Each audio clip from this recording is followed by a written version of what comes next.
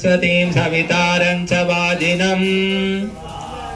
ॐ वाजस्य नो प्रसवे सम्बभूवि मे मा च विश्वा भुवनान्यन्तः उदादिः सन्तं दापयतु प्रजानन् रयिञ्चन सर्ववीरं नियच्छ ॐ दुह्रां मे पञ्च प्रदिशो दुह्रामुर्वीर्यधा बलं सर्वाः कोटिर्मनसा हृदयेन च ॐ गोसनिं वाचमुदेयं वच्चसामाभ्युदिः आरुन्धां सर्वतो वायुस्त्वष्टा पोषं दधातु मे ॐ भगेनमाशांशपेन साकमिन्द्रेण मेदिना कृणोमि भगिनं मापदान्त्वरातयः ॐ येन वृक्षाभ्यभवो भगेन वर्चसा सह तेन मा भगिनं कृण्वभद्रान्त्वरातयः ॐ यो अन्धो यः पुनः सरो भगो वृक्षेष्वाहितः तेन मा भगिनं कृण्वभद्रान्त्वरातयः ॐ बृहस्पते सवितर्वर्धयैनं ज्योतयैनं माते सौभगाय संशितं चित्सन्तरं संशिषाधिविश्वयैनमनुमदन्तु देवाः ॐ धाता दधातु नो रयिमीशानो जगतस्पतिः सनः पूर्णेन यच्छतु ॐ धाता दधातु दाशुषे प्राचीं जीवातुमक्षितां वयं देवस्य धीमहि सुमतिं विश्वराधसः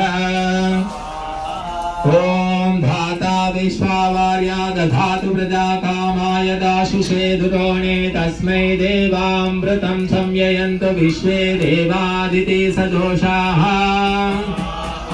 ॐ धाता राति सवितेदं दुषन्तां प्रजापतिर्निधिपतिर्नो अग्निः त्वष्टा विष्णो प्रजया सम्रराणो यजमानाय द्रविणं दधातु ॐ आते ददे वक्षणाभ्यातेऽहं हृदया दधेयाते मुखस्य सङ्काशात् सर्वं ते वच्चाददे ॐ प्रेतो यन्तु याध्यः प्राणुध्याः प्रोवशस्तयः अग्निरक्षस्विनिर्हन्तु सोमो हन्तु धुरस्यतिः ॐ प्रापतेतः पापि लक्ष्मीनश्येतः प्रामुतः पत अयस्मयेनाङ्केन द्विषते त्वा सजामसि ॐ या महालक्ष्मीः पतयालुरजुष्टाभि च स्कन्दवन्दनेव वृक्षं मन्यत्रास्मत्सवितस्तामितो धा हिरण्यहस्तो वसुनोरराणः ॐ एकशतं लक्ष्म्यो मत्यस्य साकं तन्वाजिनुषोऽधिजाताः तासां पापिष्ठा निरितः प्रहिन्मः शिवास्मभ्यं जातवेदो नियच्छ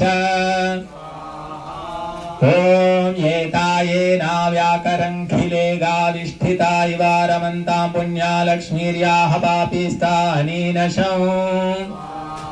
ॐ जितमस्माकमुद्धिन्नमस्माकमभ्यष्ठां विश्वाः पृतनारातिः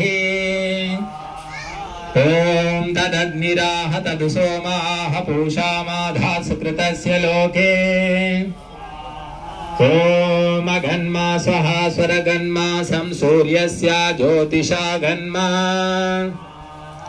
ॐ वस्यो भूयाय वसुमान् यज्ञो वसुवंशिषीय वसुमान् भूयासं वसुमैधेहि